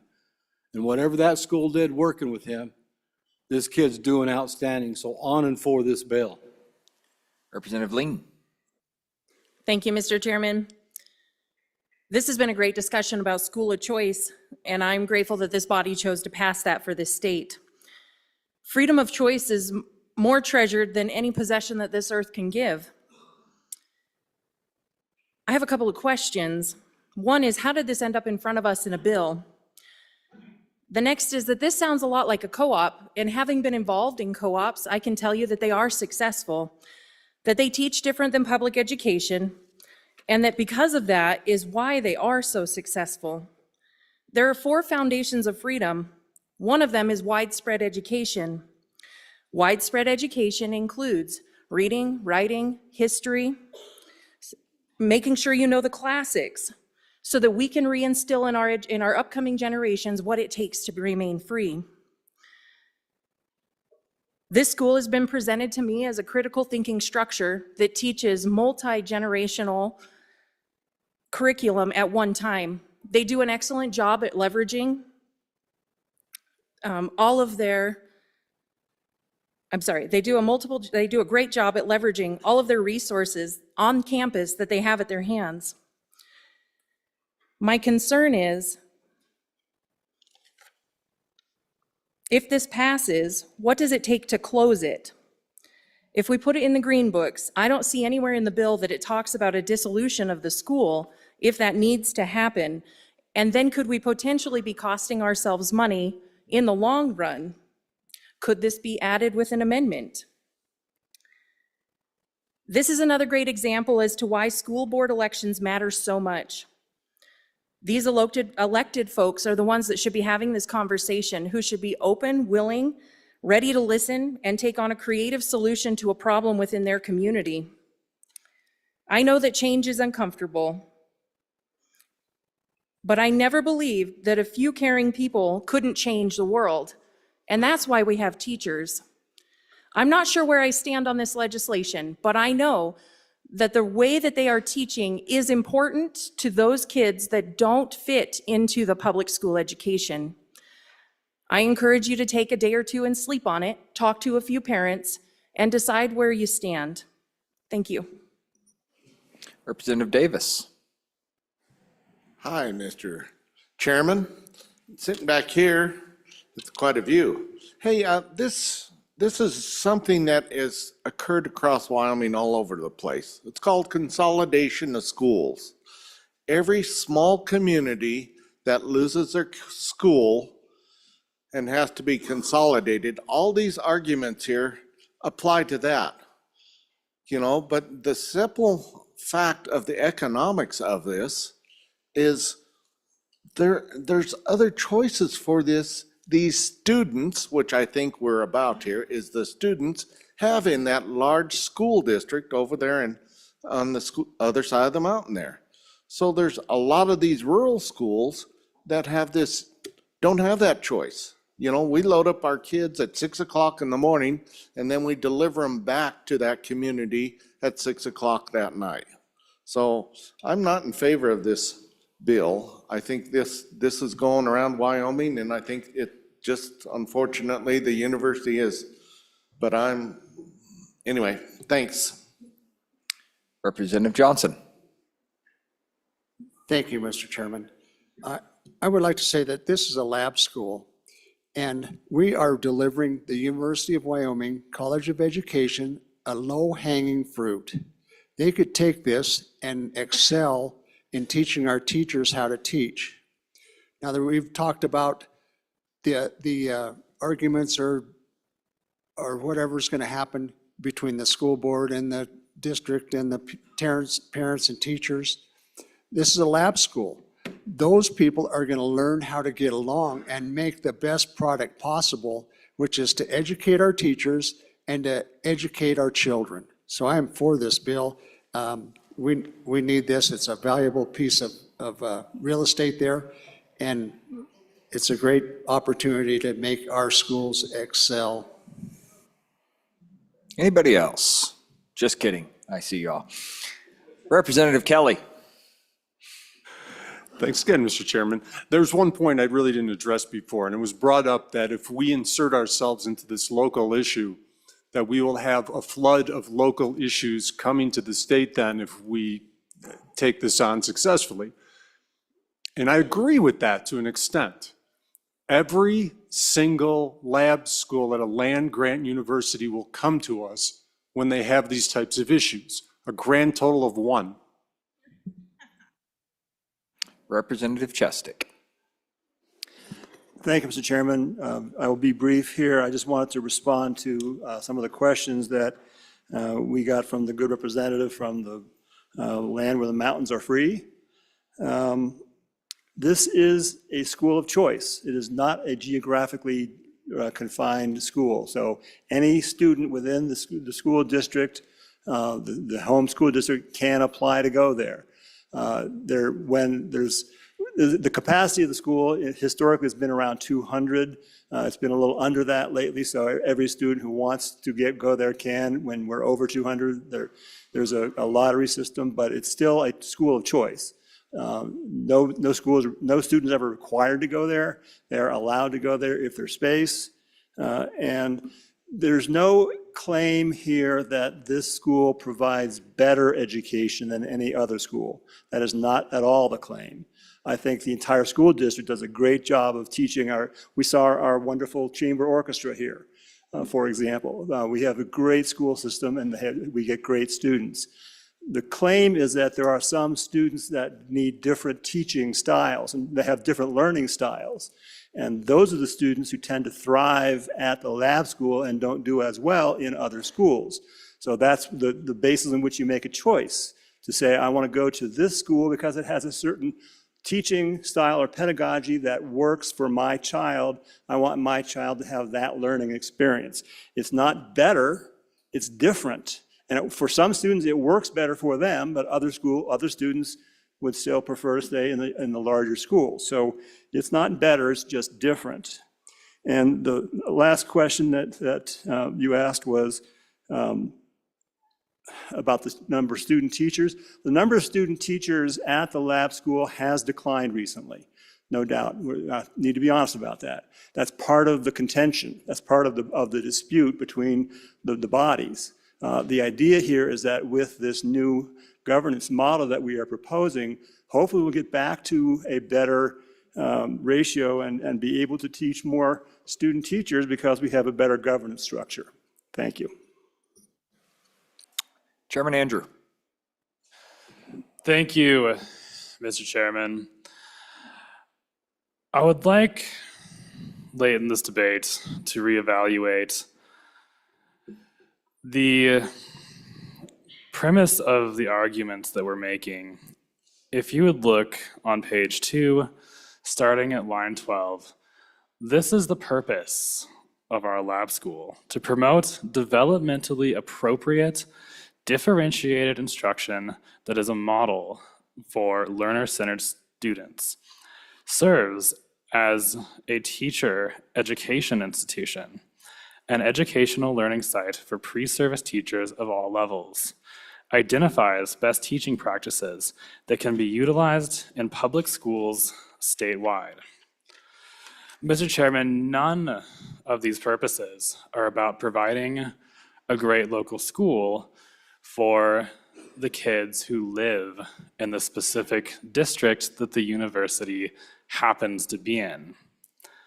When we talk about the parents and students that this bill is for the parents and students that are in your district, because the purpose of this school is to teach teachers and send educated teachers around the state to teach kids in your school.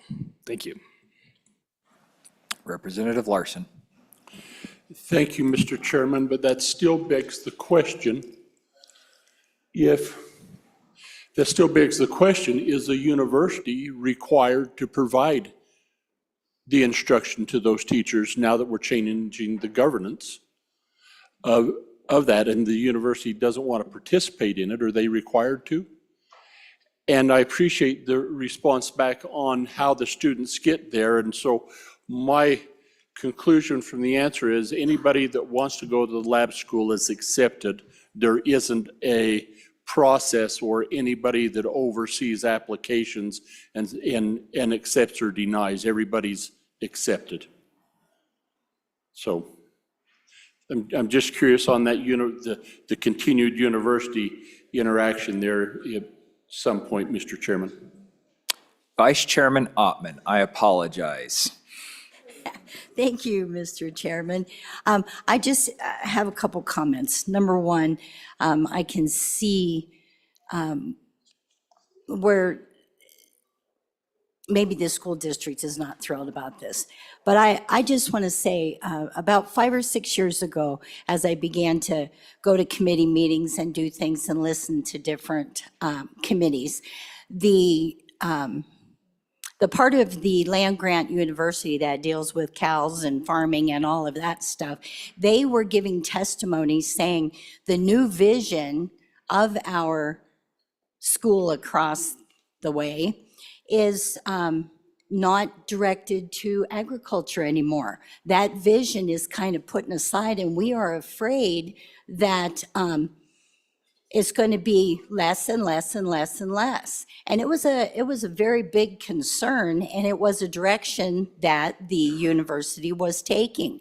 And so as I listen to all this testimony, I'm hearing 5 or 6 years ago, 5 or 6 years ago, 5 or 6 years ago, things started to change where this lab school started maybe not being supported as much. And what I'm wondering is that if this decline in interest was because of the new vision of the leadership at the university.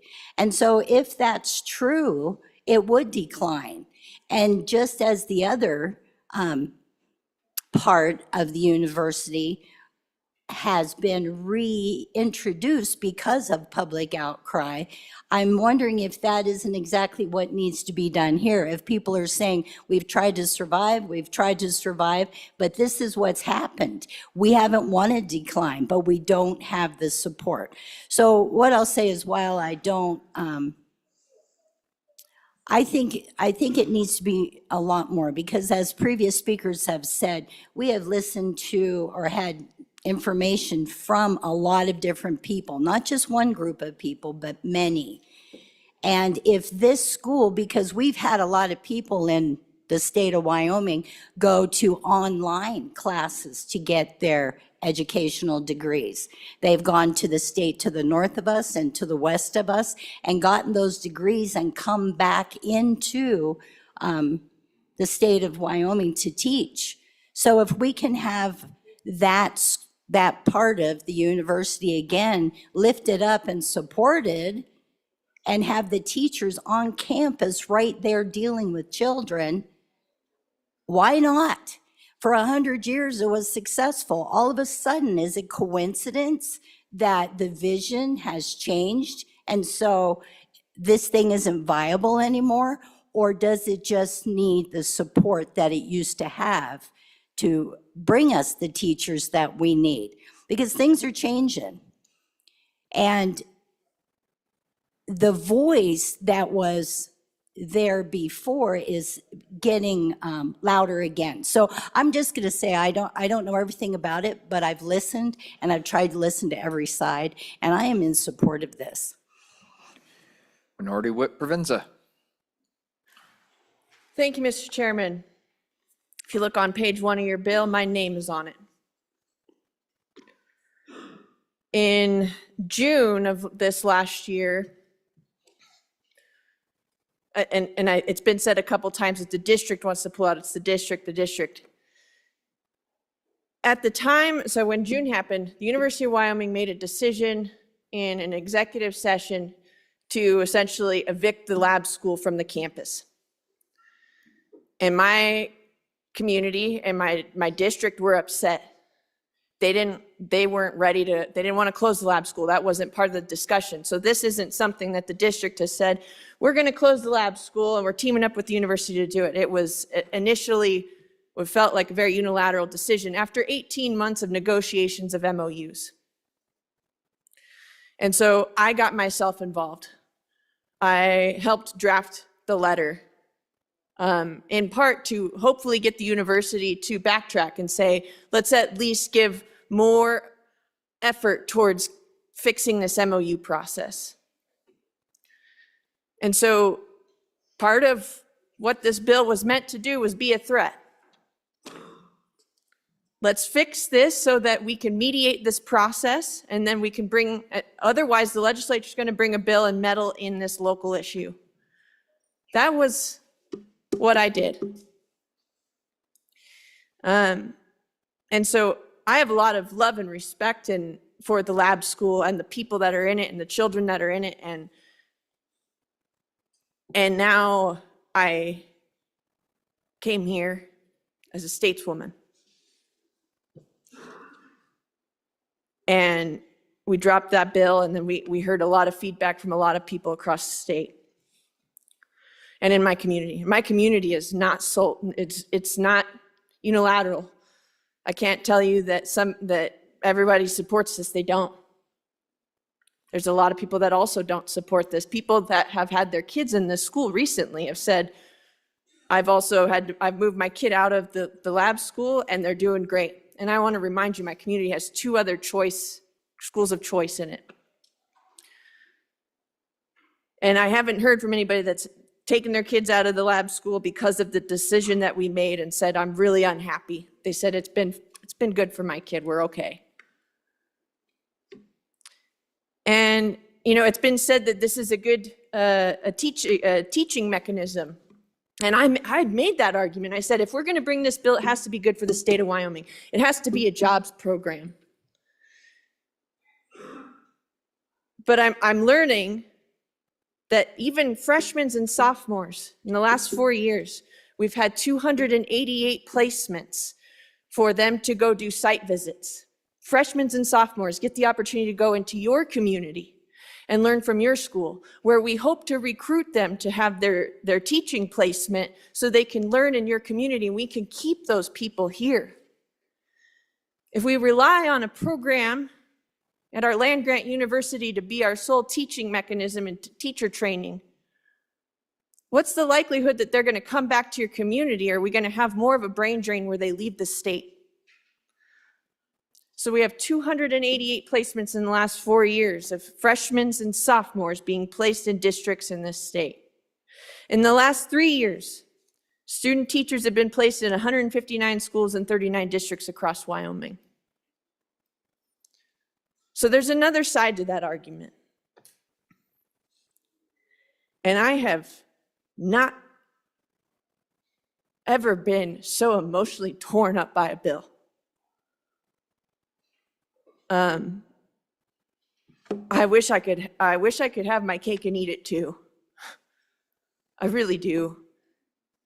My county commissioners asked me to vote no on this bill because they think that it opens the door to eroding other decisions locally when people are upset with their local government.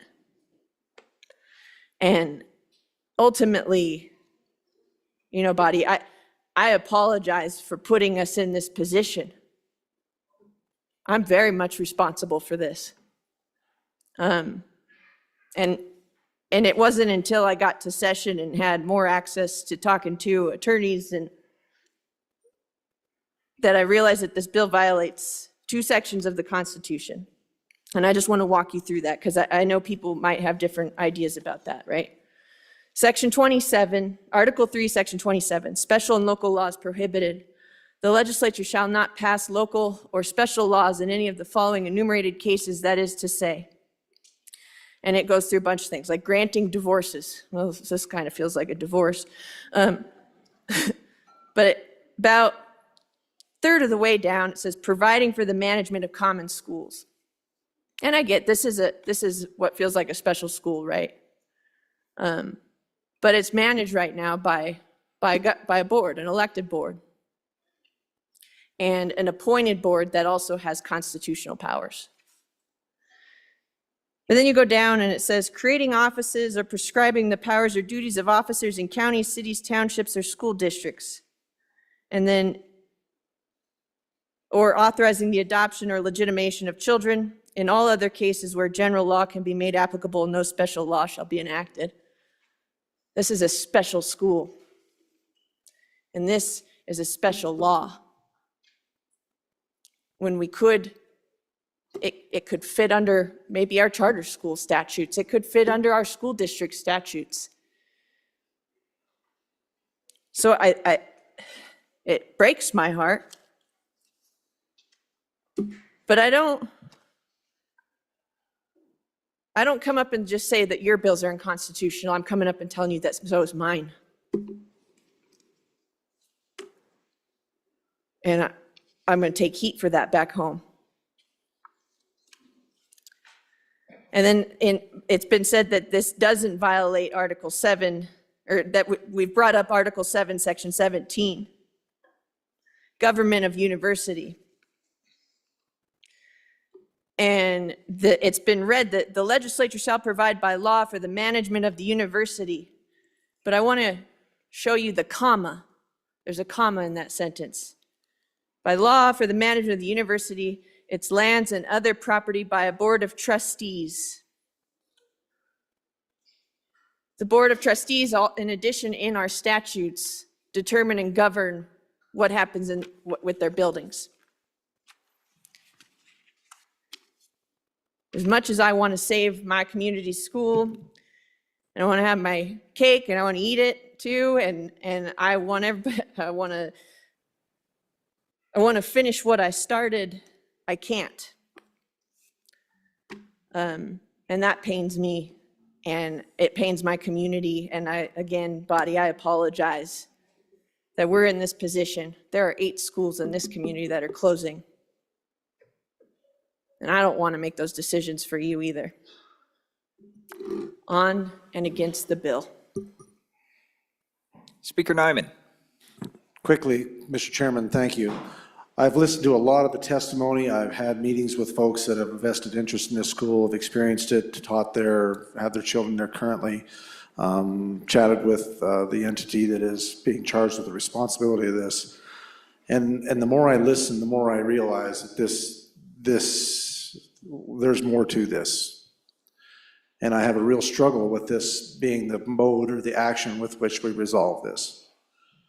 I mean, this is set up almost perfectly to allow these people to be able to create a charter.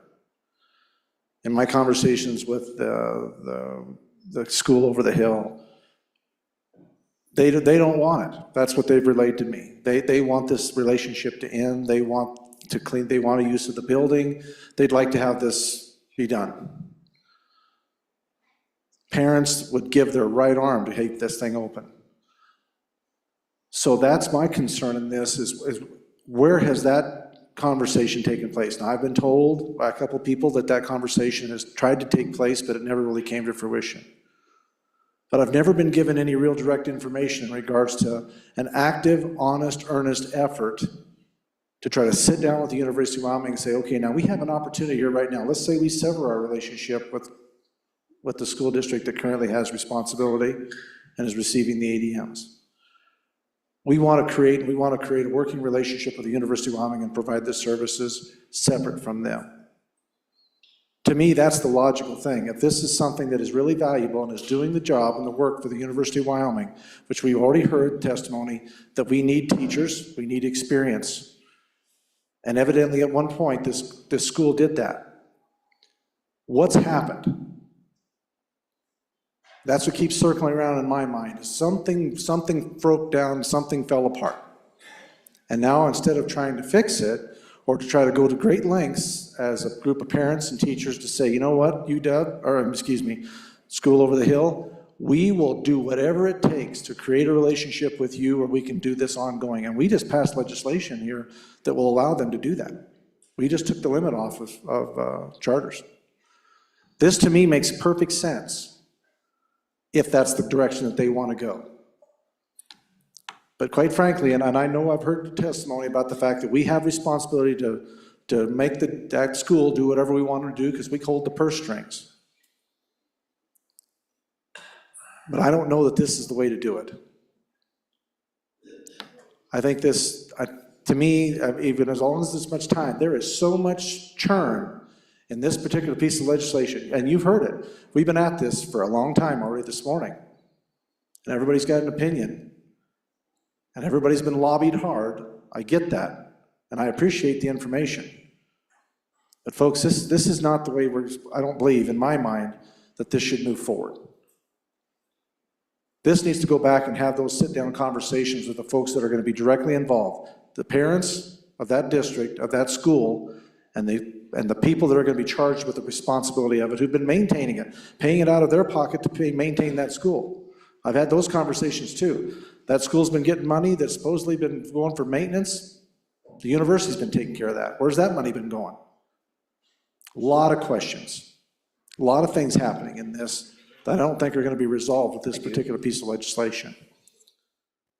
So I know you're going to vote however way you want. I know I didn't change any minds, but I tell you, I have gotten zero clarity from this conversation in my mind about what needs to happen here.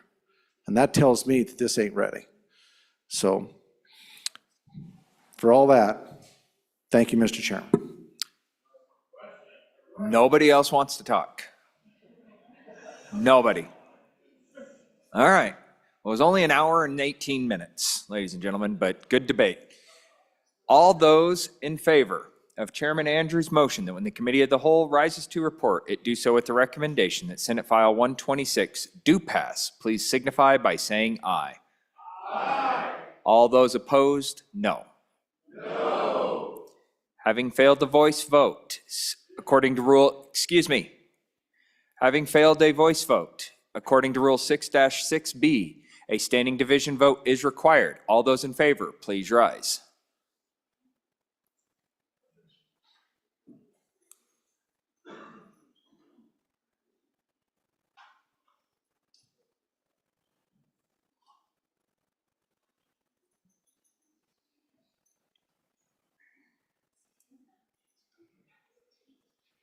Please be seated. All those opposed, please rise and stand still.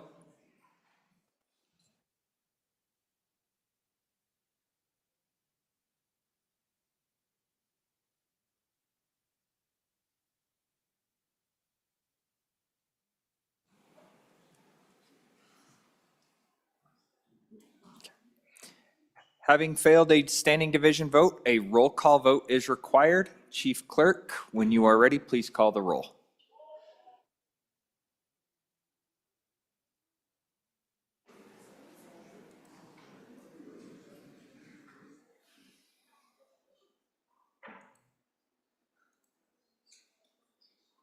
Allemand, Andrew, Angelos, Banks,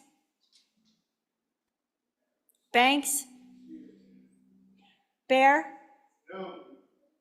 Brady, Bratton, Brown, Gary, Brown, Landon, Byron, Campbell, Elisa, Campbell, Kevin, Chestick, Clouston, Connolly, Davis, Eklund, Erickson, Filer, Geringer, Guggenmoss, Harrelson, Harshman, Heiner, Heft, Jarvis, Johnson, Kelly, Knapp, Larson Lloyd, Larson JT, Lawley, Lean, Locke, Lucas, McCann, Nicholas, excused, Ottman, Pendergraft, Posey, Provenza, Riggins, Rodriguez Williams, Schmid, Sherwood, Singh, Smith, Storer, Strzok,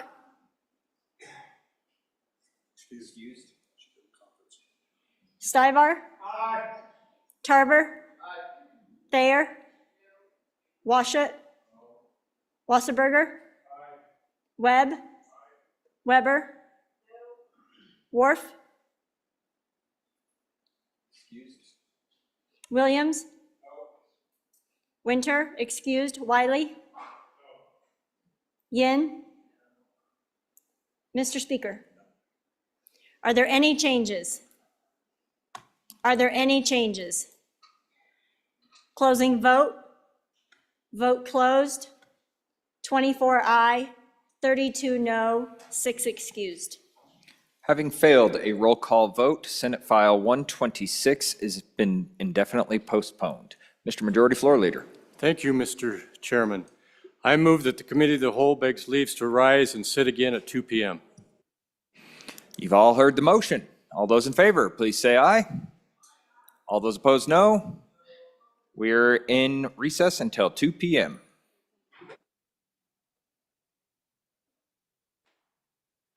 Mr. Chairman, Representative Larson Lloyd. Committee announcements. Representative Heft. Mr. Speaker, the Joint Conference Committee on Senate File 74 will meet at noon recess in W113. Chairman Bear. Thank you, Mr. Chairman. Your Committee Number 2 Appropriations will be meeting Monday upon noon recess at State Capitol Room E301 to discuss interim topics. Any further discussion? Seeing none, we are in recess until 2 p.m. Chairman Locke. We're not there yet. Chairman Locke. Thank you, Mr. Chairman. The Joint Revenue Committee will be meeting Monday morning at 8 o'clock to go over interim topics. Anybody else? Chairman Knapp. Mr. Chairman, thank you. Your Corporations Committee number 7 will be meeting in 10 minutes at 12:30 in room E005 for interim topics. Seeing nobody else at the microphone, we are in recess until 2 p.m.